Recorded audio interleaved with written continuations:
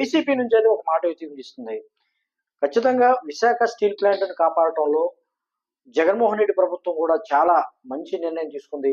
ఆ రోజున అసెంబ్లీలో తీర్మానం చేసి పంపడం వల్లే ఇది ఆగింది అని కూడా మరి కేంద్ర ఉక్కు శాఖ మంత్రి కుమారస్వామి చెప్పినట్లు కూడా కొన్ని వార్తలైతే వస్తున్నాయి. కొంతమంది వైసీపీ నాయకులు చెప్పుకుంటున్న పరిస్థితి. మీరు దీని గురించి ఏమంటారు? వైసీపీకి మేము తీర్మానం చేశాం, దానివల్ల ప్రైవేటైజేషన్ ఆగిపోయింది అని చెప్పే హక్కు లేదు. ఎందుకు లేదంటే వాళ్ళు నిజంగా అభివృద్ధిని కాంక్షించే వాళ్ళైతే వాళ్ళు ఇంత పెద్ద ఎత్తున రాష్ట్రాన్ని సర్వనాశనం దిశగా ప్రయాణం చేపించి అమరావతిని చంపేసి ఆ రోజున ఇదే రిహాబిలిటేషన్ ప్యాకేజ్ ని ఎందుకు ప్రకటించలేకపోయారు? ఎందుకు ప్రకటింప చేయలేకపోయారు? ఒత్తిడి తీసుకురాలేకపోయారు అంటారు. ఒత్తిడి పక్కన పెట్టండి. ఒత్తిడి వల్ల మోడీ గారు ఎవరి మాట వినరు.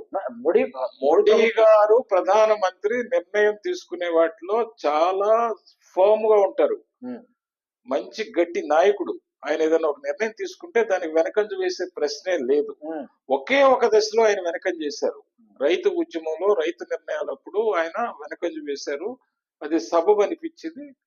నార్త్ లో ఉద్యమం పెద్ద ఎత్తున వచ్చినప్పుడు వెనకంజ వేశారు. అలాగే భారతీయ జనతా పార్టీ అమరావతి విషయంలో ఇనిషియల్ గా గందరగోళంలో రాజకీయ కారణాల వల్ల మేము పట్టించుకోము అన్న దాన్ని ఎలక్షన్ ముందే అమరావతిని సపోర్ట్ చేశారు.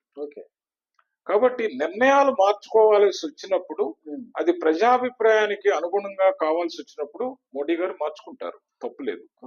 కానీ ఒత్తిడులకు, అదిరింపులకు, బెదిరింపులకు అది మంచి నిర్ణయం కాదన్నప్పుడు ఆయన ఏమి ఆగరం. కానీ చర్చ ఏం నడుస్తుంది రాష్ట్రంలో అంటే సార్ మాది అనుకుంటున్నారు. రాజకీయ లబ్ధి కోసం వైసీపీ చేస్తున్న డ్రామా.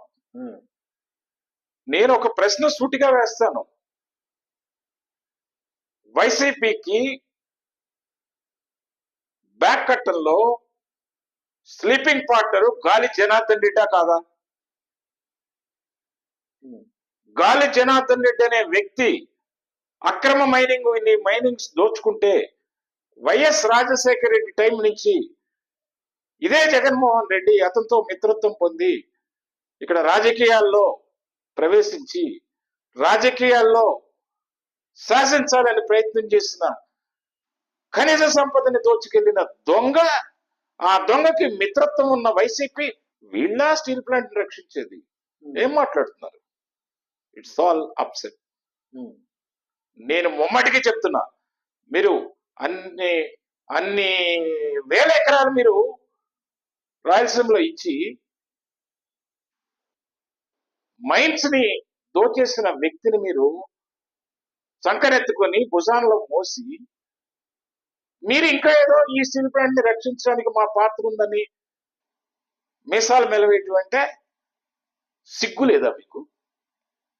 ఈ రోజున చంద్రబాబు నాయుడు గారు, ఎన్డీఏ కూటమి ప్రభుత్వం రెండు కలిసాయి కాబట్టి, రెండు జతకట్టాయి కాబట్టి కాయలా పడ్డ పరిశ్రమని బెయిల్అవుట్ చేయడానికి ఫౌండేషన్ వేశారు.